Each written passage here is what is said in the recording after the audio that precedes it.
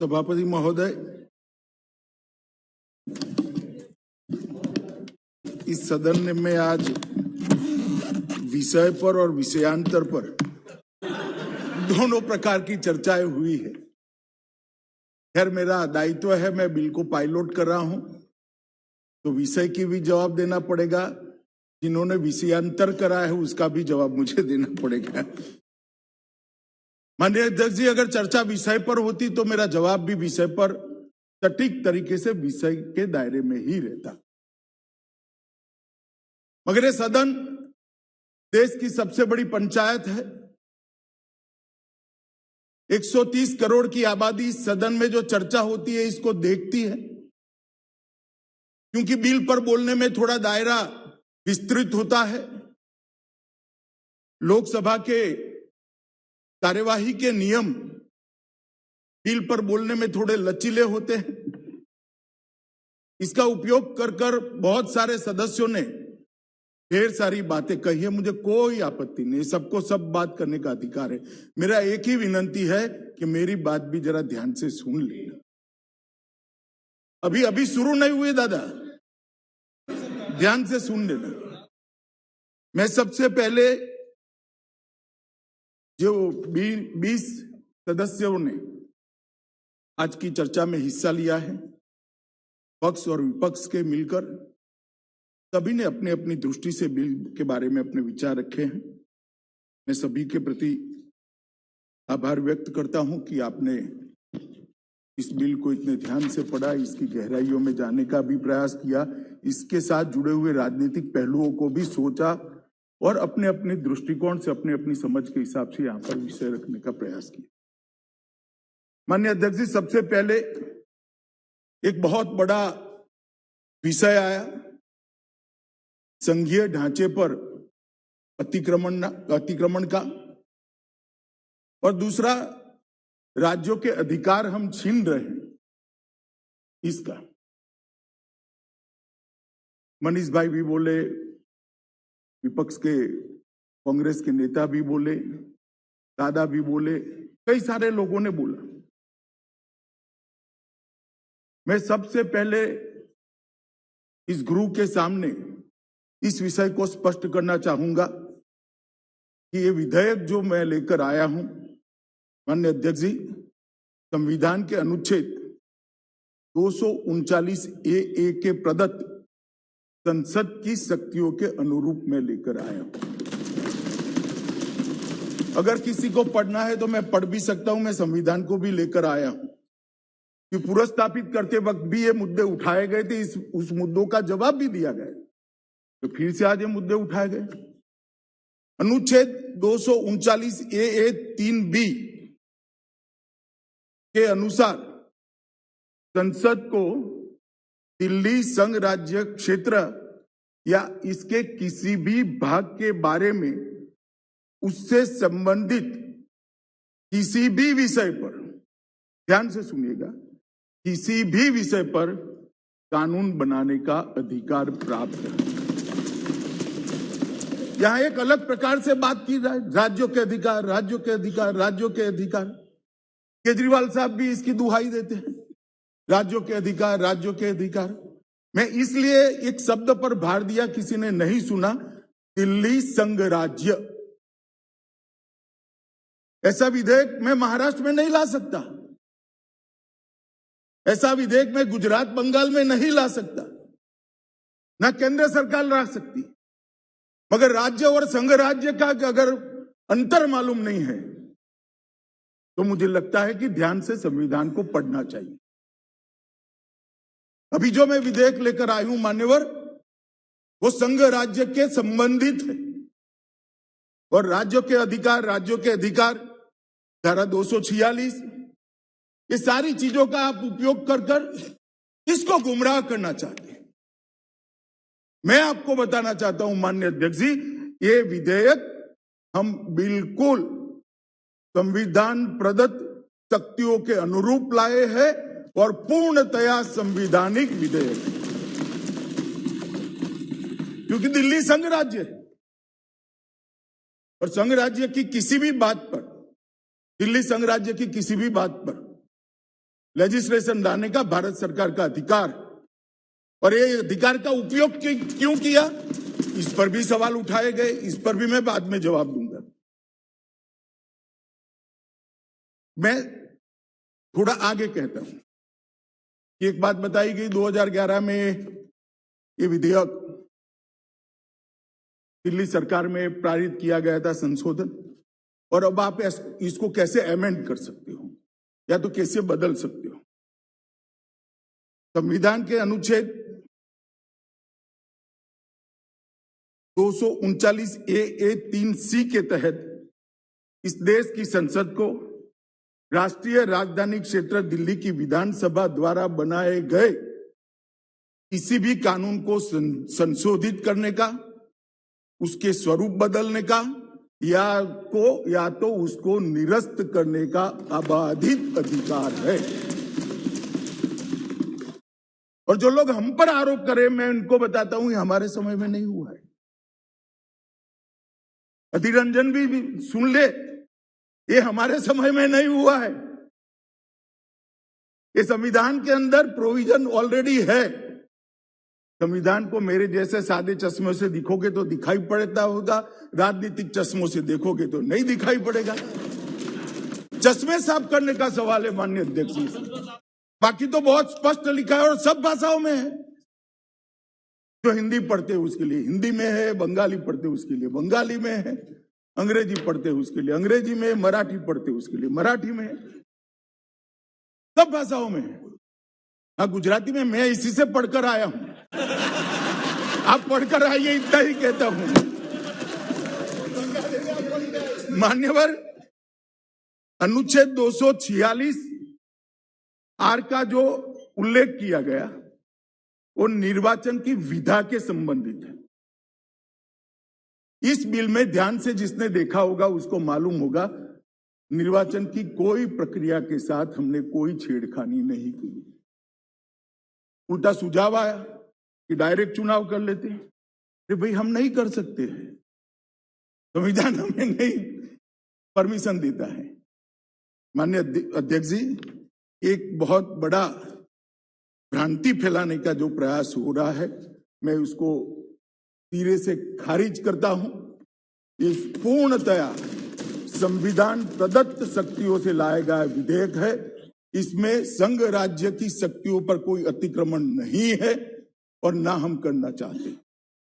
माननीय अध्यक्ष जी, उन्होंने कहा, मैं एक पैराग्राफ पढ़ना चाहता हूं।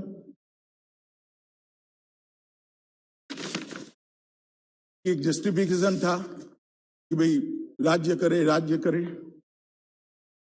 संविधान के अनुच्छेद 239 ए 3C के पहले परंतु के आधार पर टीएमसी अधिनियम 1957 में संशोधन करने वाला कोई भी विधेयक राष्ट्रपति की सहमति के लिए सुरक्षित किया।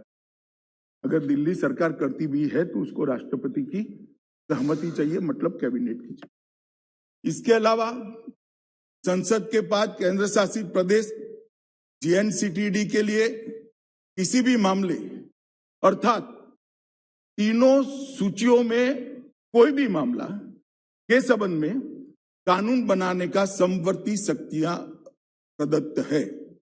इसके अलावा अनुच्छेद 239 ए 3C के दूसरे प्रावधान के तहत भले ही संशोधन अधिनियम को सहमति दी है, संसद किसी भी समय एक ही समान मामले के संबंध में कोई भी कानून बना सकती है, जिसमें कानून में संशोधन करना, अलग अलग करना, निरसन करना सब शामिल है, जो राज्यसभा की विधानसभा के द्वारा ही बनाया गया। मान्यवर, ये मैं एक नोटिंग पढ़ रहा हूं और कांग्रेस के मित्रों की जानकारी के लिए, ये नोटिंग जब 2011 का एक कानून आया तब देश के गृहमंत्री, तत्कालीन गृहमंत्री और विद्वान धारा शास्त्री पी चिदम्बरम ने किया हुआ नोटिंग है। उनका भी इंटरप्रिटेशन यही कहता है। माननीय अध्यक्ष जी, अभी दादा कह रहे थे कि अमित शाह जी सब जगह सरकार बनाना चाहते हैं, इनकी पार्टी सब जगह सरकार बनाना चाहती है। पावर मतलब सरकार बनेंगे तभी तो आएगा, वैसे कैसे आएगा पावर? पावर तो लोकतंत्र में सरकार चुनकर आएगी तभी आएगा। तो मैं गृह में कहना चाहता हूं कि हाँ, हम चाहते हैं हर जगह हमारी सरकार बने, इसीलिए तो चुनाव लड़ते हैं। चुनाव क्यों लड़ना? आप क्यों गोवा में गए भला बताइए? आप क्यों त्रिपुरा जा रहे हैं बताइए भला? आपको भी अधिकार है, मैं ना नहीं बोलता, आप भी जाइए, आप भी जाइए। हर पार्टी ने हर जगह अपनी आइडियोलॉजी, अपना स्टैंड, अपने कार्यक्रम, अपनी सरकारों के परफॉर्मेंस को लेकर जाना चाहिए। यही तो लोकतंत्र की खूबसूरती है। इसमें आपत्ति क्या होती? हर जगह पे कोई पार्टी विचार करे कि हमारे लोग चुनकर आए, हमारे कार्यक्रम के आधार पर, हमारी विचारधारा के आधार पर, हमारे नेता की लोकप्रियता के आधार पर, तो इसमें आपत्ति क्या हो सकती है? लोकतंत्र में आपत्ति उनको हो सकती है जिनको सत्ता छीनने का डर है। लोकतंत्र के पुरोधाओं को नहीं हो सकती। मैं अभी भी कहता हूं दादा, हम चाहते हैं कि हमारे कार्यक्रमों के आधार पर, हमारी विचारधारा के आधार पर, हमारे नेतृत्व की लोकप्रियता के आधार पर और हमारी सरकार के परफॉर्मेंस के आधार पर हम सब जगह चुनाव लड़ना चाहते हैं और जीतना भी चाहते हैं। मगर हम सत्ता विपक्षी कार्यकर्ताओं को मारकर हथियाना नहीं चाहते दादा, सीरीज ऑफ खून कर हथियाना नहीं चाहते, कार्यकर्ताओं की पत्नियों और बहनों पर बलात्कार कर हम नहीं चाहते सत्ता ले। ये हमारी संस्कृति नहीं है दादा। और लोकतंत्र का क्या थी? कांग्रेस पार्टी, टीएमसी, बाकी सारी पार्टियों के नाम देना नहीं चाहता, जो अपनी पार्टी में परिवार के आधार पर पार्टी चलाते हैं, कई सालों तक अध्यक्ष का चुनाव नहीं कर सकते हैं, वो देश के लोग पार्टियों के नाम देना नहीं चाहता, जो अपनी पार्टी में परिवार के आधार पर पार्टी चलाते हैं, कई सालों तक अध्यक्ष का चुनाव नहीं कर सकते हैं, वो देश के लोकतंत्र की चिंता कर। अरे भले अपने कार्यालय में तो चुनाव करा लो भाई, पहले अपनी पार्टी में तो करा लो, देश की बाद में बात करना। माननीय अध्यक्ष जी, एक विषय आया विशेष अधिकारी की नियुक्ति। माननीय अध्यक्ष जी, मैं फिर से कहना चाहता हूं कि विशेष अधिकारी संक्रमण काल के लिए ही नियुक्त होता है, उसके बाद में चुनाव होता है और उसके बाद में चुनी हुई बॉडी आती है। और विशेष अधिकारी का दिल्ली नगर निगम अधिनियम की धारा 490 में इसका प्रोविजन पहले से है, तो कांग्रेस के समय में बनाई गई। जब आप उपयोग करोगे तो बहुत लोकतांत्रिक, और जब हम करेंगे तो लोकतंत्र का हनन हो गया। किस तरह से देश चलाना चाहते हो? आत्मचिंतन करोगे क्या? आईने में अपने आप को देखोगे क्या? देखना चाहिए या नहीं देखना चाहिए? 490 भी कौन लेकर आया? तो आज उपयोग कर रहे हैं, उस वक्त हमारी सरकार नहीं थी। और मैं आज कहना चाहता हूं माननीय अध्यक्ष जी, फिर से सबसे ज्यादा राज्यों में आज भारतीय जनता पार्टी की सरकार है। दो बार मोदी जी के नेतृत्व में इस देश की जनता ने पूर्ण बहुमत, 2/3 बहुमत भारतीय जनता पार्टी को दिया है। एनडीए के साथी हमारे साथ चट्टान की तरह खड़े। हमें कोई शौक नहीं है सत्ता, माननीय अध्यक्ष जी, ना हम चाहते। माननीय अध्यक्ष जी, सुप्रिया जी ने कहा कि चुनाव के एन मौके पर क्यों लेकर आए विधेयक। सुप्रिया जी, ओबीसी का बदलाव, ओबीसी सीटों का प्रोविजन का बदलाव महाराष्ट्र सरकार ने कब किया? महाराष्ट्र सरकार में कितने साल से एडमिनिस्ट्रेटर है? कितने कॉरपोरेशन में एडमिनिस्ट्रेटर है? क्यों चुनाव वहां नहीं होते हैं? और करना चाहते थे तो पहले क्यों नहीं किया? मैं भी पूछ सकता हूं। मगर जब अपने अपने राज्य में होता है, जैसे मेरे साथी सांसद निशिकांत जी ने कहा कि झारखंड में 5 महीने से एडमिनिस्ट्रेटर, 1 साल से एडमिनिस्ट्रेटर, मगर चूंकि वहां कांग्रेस की सरकार है, आप नहीं बोलोगे। तथ्यों को पारदर्शिता के साथ इस सदन पर रखना चाहिए। इस सदन को पूरा देश देखता है। माननीय अध्यक्ष जी, मनीष तिवारी जी जवाब दे रहे थे। मनीष जी, नरसिम्हा राव जी का नाम दिया है, देखना भाई, जरा ध्यान रखना हम आगे क्या होता है। जरा संभल कर बोला करो यार, भावुक होकर इतना मत बोलो। हाईकमांड भाषण सुनता है।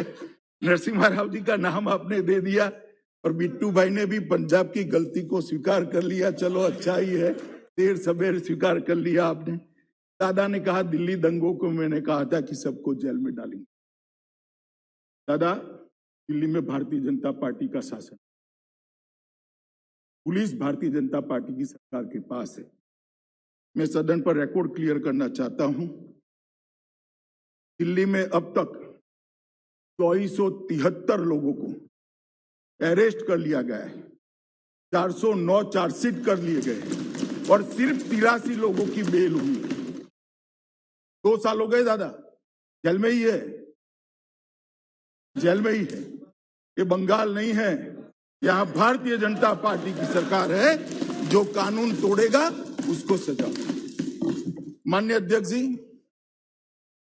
कश्मीर के चुनाव के लिए भी रेफरेंस आया।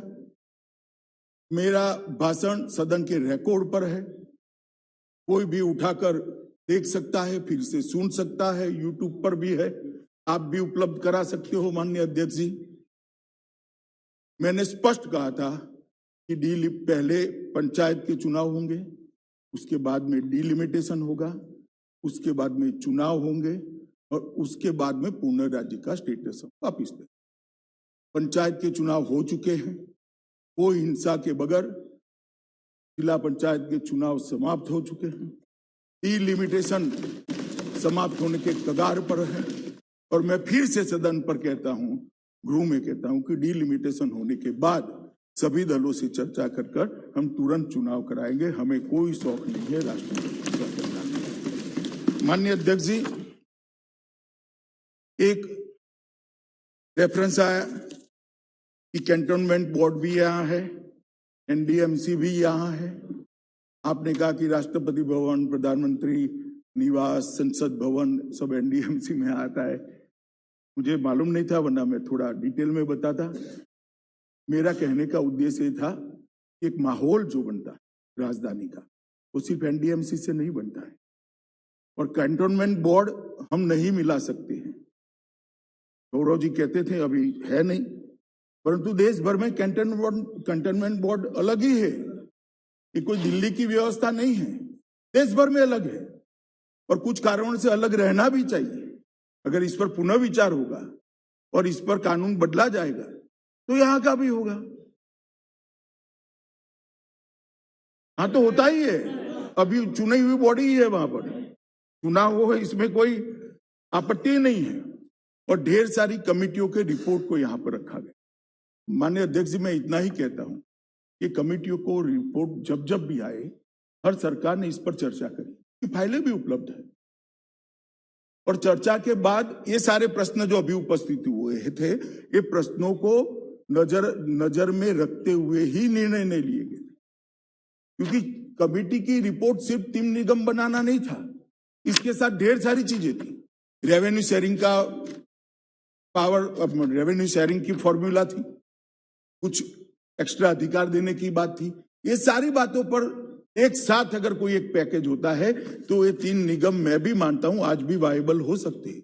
जैसे एक रिपोर्ट में है, पहले सेल टैक्स था, जीएसटी शेयरिंग की बात है।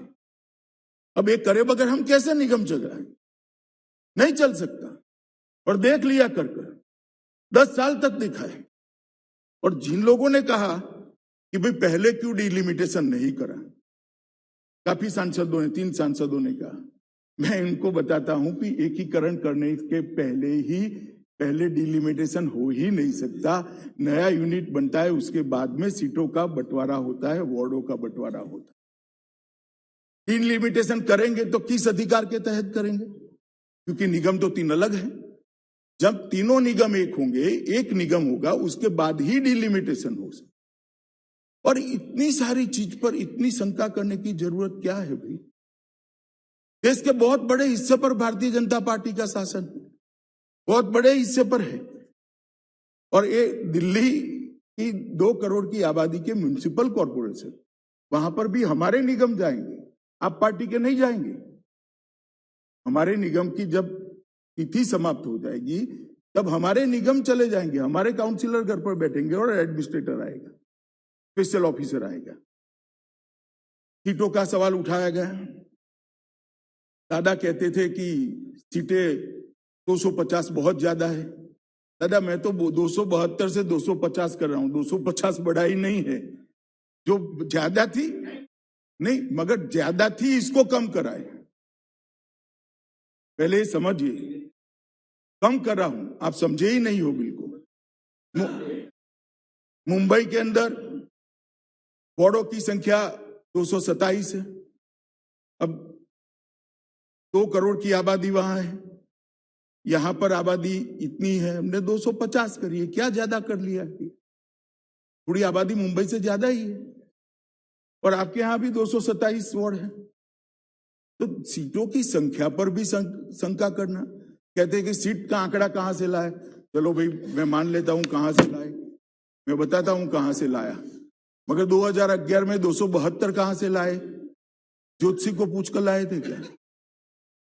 वो ऐसे ही एक्ट में आया था।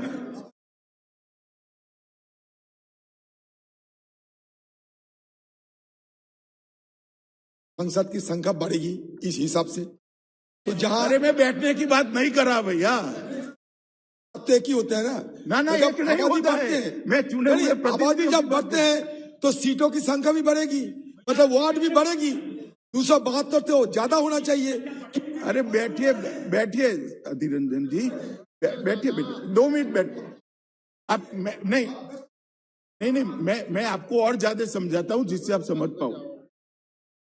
मैं कर रहा हूं कि आपने सवाल उठाया, विपक्ष के कुछ मित्रों ने, कि 272 की संख्या, 250 की संख्या कैसे तय की? तो मेरा इतना ही पूछना है, 272 कैसे तय की थी? इतनी ही बात मैं करता हूं भाई। वो ठीक है, मगर 3 में भी 272 सदस्य नहीं थे उस वक्त 272 नहीं थे। आंकड़ा कैसे आया? ऐसे ही अनुमान से आता है, कोई आंकड़ा तो रखना पड़ेगा। परंतु हमने ऐसा किया है कि एक आइडियल एक्ट भेजा गया है, उसमें 225 की संख्या है। अगर 2 करोड़ से नीचे आबादी है, यहाँ 2 करोड़ से ज्यादा ही है, इसलिए हमने 250 लिया। जस्टिफिकेशन आपको बता देता हूं।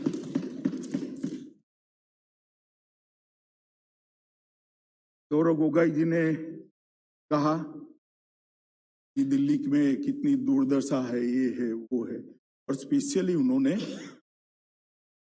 यहां पर कोरोना का जिक्र किया कि दिल्ली में कोरोना था तब क्या हुआ, ये हुआ। मुझे मालूम नहीं है गोगोई साहब कहाँ रहते थे, उस यहाँ थे या आसाम में थे, अपने क्षेत्र में थे या दिल्ली में रहते, उनको मालूम नहीं है।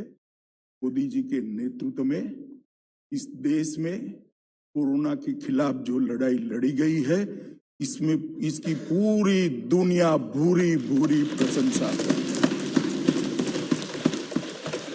130 करोड़ की आबादी को टीका लगाना, सबको अपने मोबाइल पर इसका सर्टिफिकेट मिल जाना, 2 टीका लगने के बाद कंप्लीट वैक्सीनेशन का सर्टिफिकेट मिल जाना, 9 दिन के अंदर ऑक्सीजन के उत्पादन को 12 गुना बढ़ाना, दुनिया भर से क्रायोजेनिक टैंकर लाकर उसको हवाई जहाज और स्पेशल ट्रेन से हर देश के कोने में भेजना और लाखों लोगों की जान बचाना।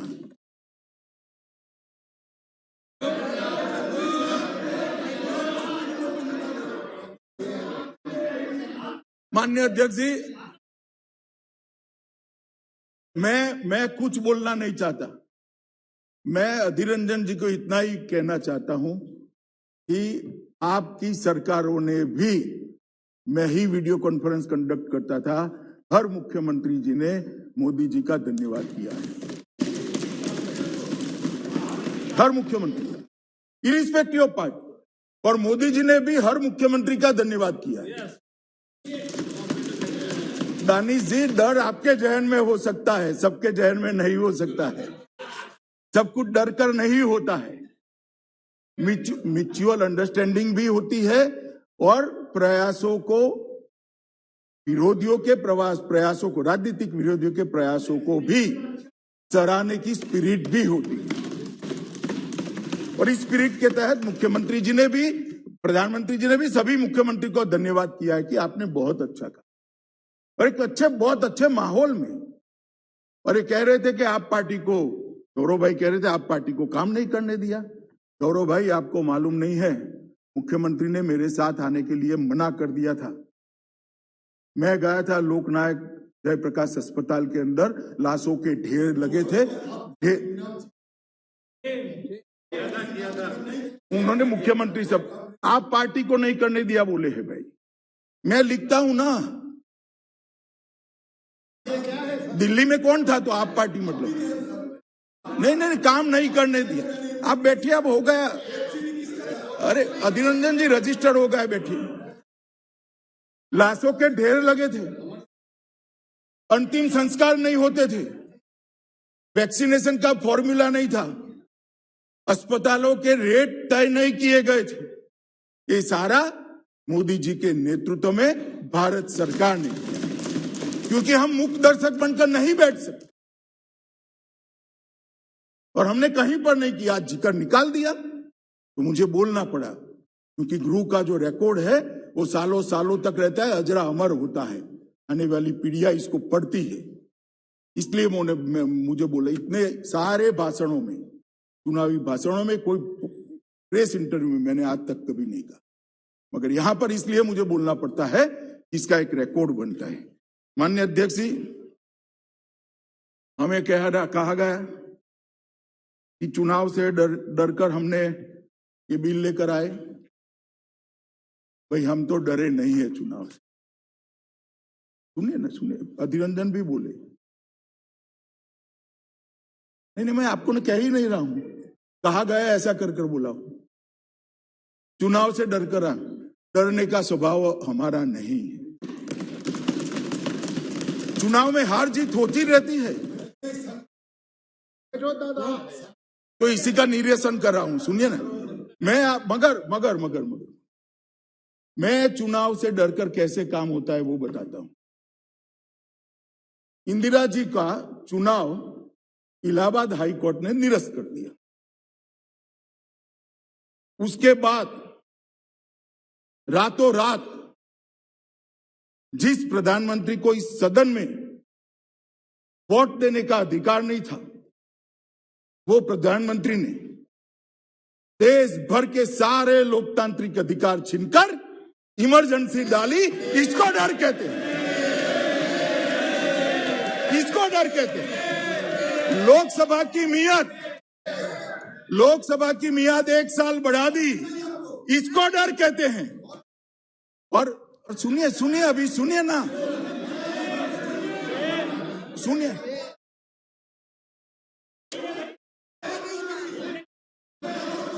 माननीय अध्यक्ष जी, इमरजेंसी डर कर लाई गई थी। सारे लोकतांत्रिक पार्टियों के नेताओं को, लाखों लोगों को डर कर जेल की सलाखों के पीछे डाल दिया गया था। सारे अखबारों के एडिटोरियल यहां से तय होते थे। आकाशवाणी पर एक प्रसिद्ध गायक की आवाज को बैन कर दिया गया था। ड्यूएट गाने भी सिंगल आवाज में आते थे। इसको डर कहते हैं। और क्या होगा मैं बताता हूं। जो लोग कह रहे हैं ना कि डर चुनाव के कारण डर से ये टाला गया है, वो डरते हैं। तो 6 महीने बाद चुनाव होगा, क्यों डर है भाई? जनता ही करेगी। अगर जीतने का विश्वास है तो अभी क्यों चुनाव चाहिए? मैं देता हूं बाद में क्यों किया इसका जवाब भी। अगर जीतने का विश्वास है तो क्यों अभी ही चुनाव चाहिए? अच्छे काम किए तो 6 महीने बाद भी चुनाव जीत सकते हो। डर इसको कहते हैं कि अभी चुनाव करा लो, आनंद फानंद में जीत जाए। मगर माननीय अध्यक्ष जी, मैं कहने आया हूं कि अगर किसी को डरना है तो किसको डरना है? कि 5 राज्यों के चुनाव का हवाला देकर कहते हैं कि परिणामों से भारतीय जनता पार्टी डर गई और आप पार्टी से डर गई। उत्तर प्रदेश में आप पार्टी 349 सीटों पर चुनाव लड़ी, सभी पर जमानत जब्त। उत्तराखंड में 70 सीटों पर चुनाव लड़ी, 68 सीटों पर जमानत जब्त। गोवा में 39 सीटों पर चुनाव लड़ी, 35 सीटों पर जमानत जब्त। पंजाब में अच्छा परफॉर्म करा, मणिपुर गए नहीं। हम किससे डरे भाई? मैंने सुना था, आपका भी बताता हूं, बैठो बैठो बैठो, कांग्रेस का भी बताता हूं।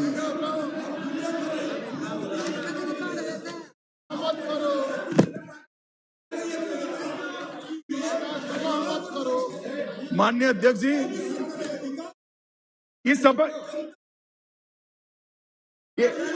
इस विषय पर भी मैं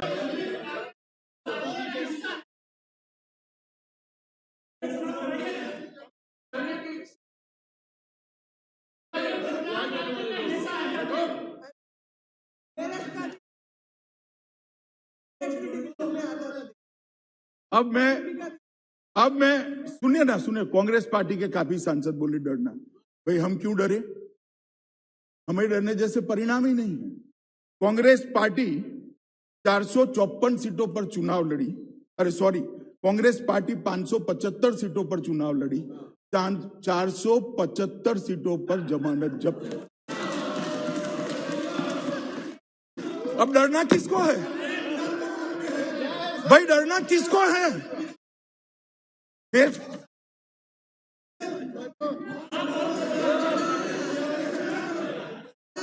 माननीय अध्यक्ष जी, भारतीय जनता पार्टी के कोई कार्यकर्ता को डरने की जरूरत नहीं है।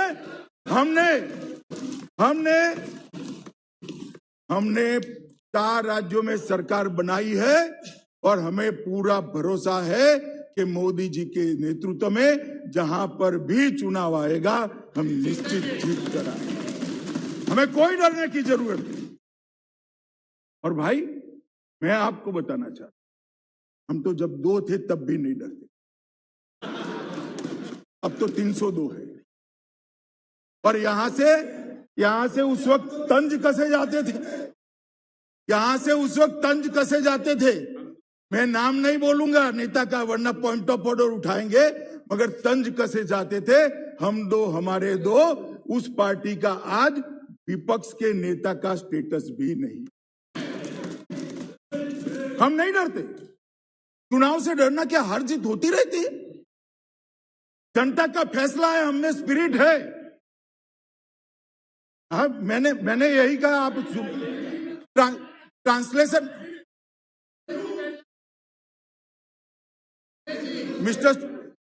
मिस्टर सुरेश, मैंने ये ट्रांसलेशन मोड पर रखिए, आप ट्रांसलेशन मोड पर रखिए। मैंने यही कहा है कि हम 2 थे तब भी नहीं डरते थे, आज 302 है, क्यों डरे? ना अहंकार की बात है, ना गमी का विषय है। जनता का फैसला लोकतंत्र में सबको स्वीकारना चाहिए और ये स्पिरिट भी, इसमें डर का कोई सवाल नहीं। माननीय अध्यक्ष जी, मैं अब बिल क्यों लेकर आया इसका सवाल बार बार पूछा गया, मैं इसके बारे में बताना चाहता हूं। माननीय अध्यक्ष जी, ये 3 निगम एक निगम को 3 निगम में बांटने के बाद बहुत अच्छे स्पिरिट से शायद किया गया होगा। उस वक्त दोनों सरकारें एक ही पार्टी की थी, मगर उसके बाद यहां शासन बदला। 5वें दिल्ली के वित्त आयोग ने 3 नगर निगमों को 5वें वित्त आयोग 40,561 करोड़ रुपया। दादा सुनिए काम में 40,561 करोड़ रुपया 5वें वित्त आयोग में, दिल्ली के वित्त आयोग ने देने के लिए अनुशंसा की थी। दिल्ली सरकार ने 7,000 करोड़ से कम दिया। मैं फिर से रिपीट करता हूं, 40,561 करोड़ रुपया वित्त आयोग की सिफारिश थी कि तीनों नगर निगमों को आबादी के प्रोरेटा में दिया जाए सिविक सर्विस अपग्रेडेशन के लिए। स्टेट में दिल्ली के वित्त आयोग की बात करें, उसमें से 7,000 करोड़ से कम दिया। अब कहते हैं कि निगम नहीं चलते, हमारे सांसदों ने बताया, फिर भी निगम ने उनसे ज्यादा अच्छा काम किया है। अस्पताल भी ज्यादा बनाए, स्कूल भी ज्यादा बनाए, मगर ये घाटा कैसे भरा जाए? और मैं यह बात बताना चाहता हूं कि निगम इतने बनने के बाद आज जो घाटा है वो 11,000 करोड़ का, और 32,000 करोड़ नहीं दिया गया। अगर ये 32,000 करोड़ देते तो 11,000 करोड़ का घाटा भी न होता और 20,000 करोड़ सरप्लस होता, लोगों के काम होते। किसकी जिम्मेदारी है? किसकी जिम्मेदारी? इसके बारे में कोई नहीं बोलेगा। इसीलिए मैं कहता हूं, राजनीतिक से ऊपर उठकर इसको सोचना चाहिए, विचारना चाहिए। 40,000 करोड़ के सामने 7,000 करोड़ से कम दिया, 33,000 करोड़ कम दिया, फिर भी नगर निगम के तीनों मेयरों को मैं शाबाशी देना चाहता हूं कि सिर्फ 11,000 करोड़ रुपए का घाटा है। अगर पूरा दे देते तो 33,000 करोड़ में से 11,000 करोड़ निकाल दे, 22,000 करोड़ रुपया दिल्ली की जनता की सुखाकारी के लिए है। और इसके बाद भी माननीय अध्यक्ष, इसके डिटेल में जाने जैसा है। 5वें वित्त आयोग की सिफारिश की बात छोड़िए, इसके बाद राजधानी क्षेत्र दिल्ली सरकार ने महत्वपूर्ण अनुशंसाएं जो नगर निगम ने कर भेजी, ऋण माफी, शिक्षा क्षेत्र व्यय की पूर्ण प्रतिपूर्ति, स्वच्छता पर व्यय के लिए वित्त पोषण, जो दादा कह रहे थे सीवरेज का, बकाया ऋणों पर ब्याज दर को दिल्ली सरकार कम करे, एक भी सिफारिश नहीं, एक पैसा ज्यादा नहीं दी। धन की कमी की वजह से निगमों ने अपने राजस्व को ठीक करने के लिए कई दरखास्तें भेजी दिल्ली सरकार को, परंतु इसको या तो अस्वीकार कर दिया गया या तो लंबित कर दिया गया। आज तक एक का भी जवाब नहीं दिया है। उसमें से कुछ मैं कहना चाहता हूं, जैसे व्यवसायिक कर के संबंध में वर्ष 2020 में, मार्च 2020 में एक दरखास्त भेजी, आज हम मार्च 2022 में, पंजाब से शायद आ गए अब कर। इस प्रकार से एक बार की पार्किंग प्रभारों को बढ़ाने के लिए हमने दरखास्त भेजी, कोई जवाब नहीं, रिजेक्ट कर दिया। एसडीएमसी के स्थानांतरण शुल्क के संशोधन के लिए भी प्रस्ताव भेजा, आज तक लंबित है। विभिन्न परियोजनाओं के कार्यान्वयन के लिए बॉन्ड लेने के लिए, जिसकी आरबीआई की परमिशन थी, वित्तीय समावेशन के हिसाब से परमिटेड मात्रा में ऋण करने की परमिशन थी। बॉन्ड लेने के लिए हमने दिल्ली सरकार का परमिशन मांगा, बॉन्ड लेने के लिए परमिशन हमारा नगर निगमों का रिजेक्ट कर दिया गया। और अनुमोदित बजट जो होता है राज्य सरकार का, उसमें भी कटौती कर दी। अब मैं ये कहना चाहता हूं कि नगर निगम कैसे चलेंगे, किस प्रकार से चले, क्या चाहते हैं कि दिल्ली की जनता त्राहिमाम हो जाए और भारतीय जनता पार्टी के खिलाफ हो जाए? जो ऐसा सोचते हैं उनको मैं कहना चाहता हूं, सत्य को कभी कोई ढक कर नहीं रख सकता। हजारों सूर्य की तरह दीप्यमान होकर बाहर आता है। झूठ लंबा नहीं चलता, झूठ के पैर नहीं होते, टिक नहीं पाएगा झूठ। हमारी आज चर्चा हुई, हमारे सांसदों ने जो कहा है, जो मैं कह रहा हूं, क्या दिल्ली के वासी नहीं सुनते होंगे, हिसाब नहीं मांगेंगे? और मैं समझ सकता हूं कि दिल्ली सरकार के पास कमी हो सकती है, ये 30,000 करोड़ की कमी, तो फिर एडवर्टाइज के पैसे कहां से आते हैं? इतनी सारी नियुक्ता अपने कार्यकर्ताओं की असंवैधानिक तरीके से कहां से होती? अगर राजनीति ही करनी है तो देश के फेडरल स्ट्रक्चर को हम नहीं तोड़ रहे हैं, जो तोड़ रहे हैं वो आपके साथ बैठे, हम नहीं तोड़ रहे हैं।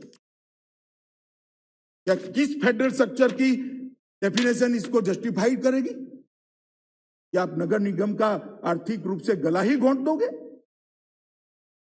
इस तरह से कोई सहन नहीं कर सकता।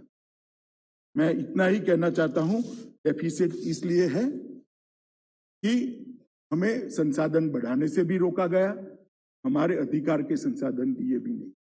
और मान्यवर दादा ने कहा कि सब अच्छा चल रहा है तो फिर क्यों इकट्ठा कर रहे हो? दादा और अच्छा करने के लिए कर रहे,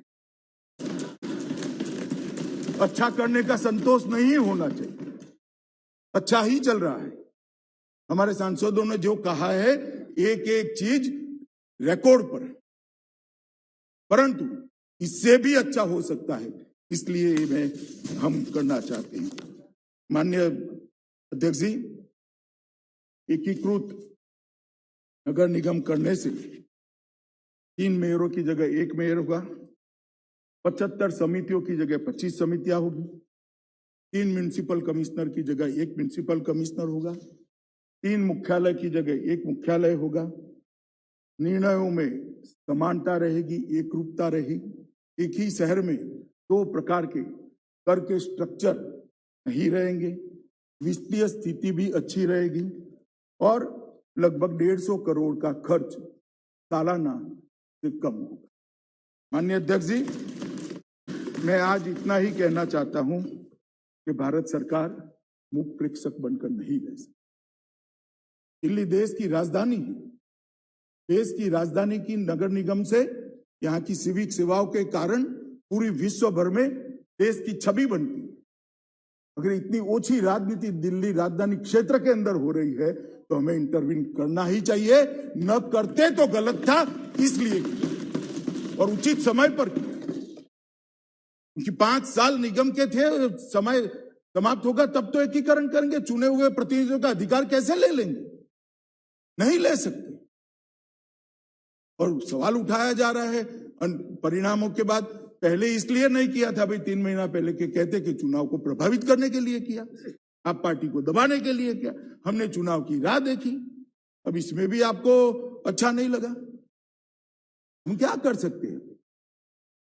और मैं अभी भी कहना चाहता हूं, सारे सांसद बहुत स्टडीड सांसद है, सबको कहना चाहता हूं कि जब भी बिल पर कोई आपके मन में, निरंजन जी ने कहा हमें शंका है, एक फोन उठाकर निरंजन जी मेरे साथ बात कर देते, मैं तो निरसन कर देता शंका।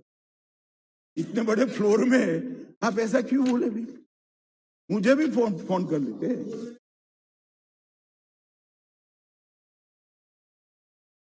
मैं टाइम का ही जस्टिफिकेशन दिया भाई, मैंने टाइम का ही जस्टिफिकेशन दिया।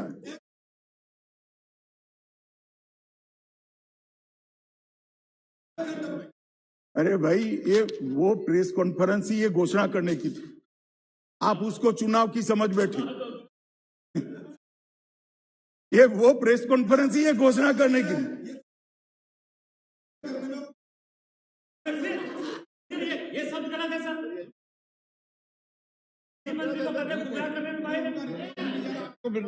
तो आप ऊपर में बोल के क्यों रिकॉर्ड में लाते हैं? रिकॉर्ड में नहीं जा रहा। माननीय सदस्यगण जो ये बोलते हैं ना, न तो रिकॉर्ड में जाता है न टीवी में जाता है, तो आप बोल के वो टीवी में ला देते हो। अंत में मैं बताना चाहता हूं कि बिल को हम दिल्ली नगर निगम की सेवाओं को चुस्त दुरुस्त करने के एकमात्र उद्देश्य से लाए, ढांचागत सुविधाओं को और मजबूत करने के लिए लाए, नगर निगमों को आत्मनिर्भर बनाने के लिए लाए हैं, नगर निगमों को स्वावलंबी बनाने के लिए लाए हैं, और जब चुनाव समाप्त हो जाए जो भी पार्टी जीत कर आए आत्मसम्मान के साथ दिल्ली जनों की सेवा कर ले, इसलिए आए। अतः मैं सभी लोगों को निवेदन करूंगा कि पक्षा पक्षी से ऊपर उठकर बिल को सर्वानुमत से आप लोग सहयोग दीजिए, ऐसा मेरा आप सभी से निवेदन है। प्रश्न है कि विधेयक पर विचार किया जाए। जो सदस्य इसके पक्ष में हाँ कहें, जो सदस्य विरोध